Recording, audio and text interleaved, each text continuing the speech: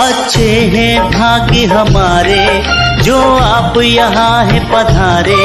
खिल उठी ये बगिया दिल की, मन हर्षित हुए हमारे प्रांगण में। आपका स्वागत है कि तन मन से स्वागत है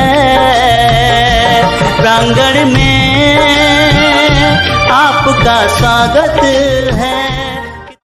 खऱ्या अर्थानं शिक्षण देण्याची प्रवृत्ती असावी लागते आणि घेणाऱ्याची प्रवृत्ती असावी लागते। त्या दोन्ही गोष्टी जेव्हा एकत्र येतात आणि या गोष्टीचा जो कोणी फायदा करून घेतो त्याच्या आयुष्याचं कल्याण झाल्याशिवाय राहत नाही।